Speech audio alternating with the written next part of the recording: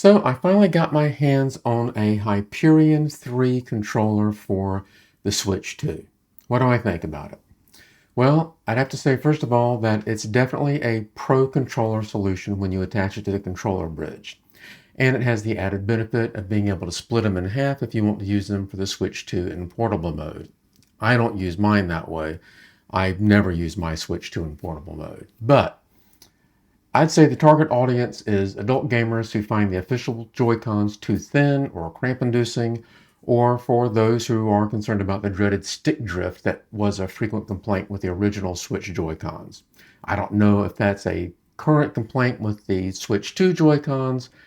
Actually, I never had that problem with my own. So, my controllers arrived about 3 days ago, and on a scale of 1 to 10, I'd rate them as I'm a mostly happy camper.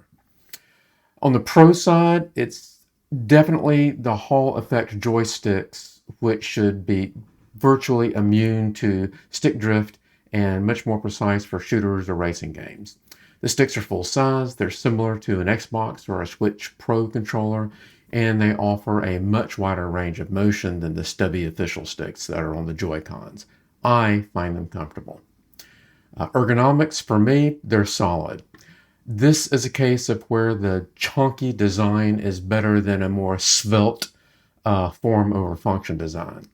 It's got deep contoured back that fills the palm, so you're unlikely to suffer cramps by holding the Joy-Cons for long game period sessions. Its connection to the bridge and the Switch are stable. They use the Switch's magnetic rail locking system, so that's plus.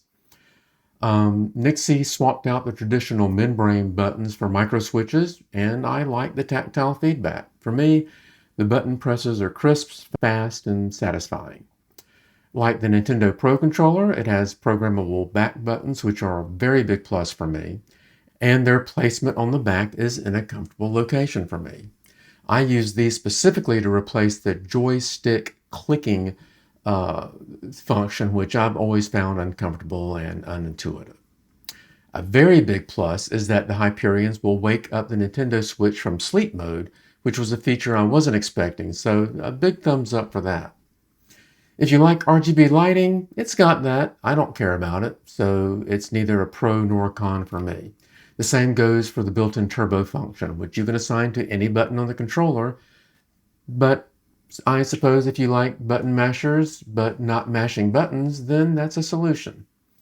On the con side, there's no HD rumble, just your plain ordinary rumble motors. If that's important to you, you're out of luck here. It also lacks an NFC sensor, meaning that it can't scan amiibos. If any of those are a deal breaker, then steer clear of the Hyperion 3s, especially when you consider the high MSRP.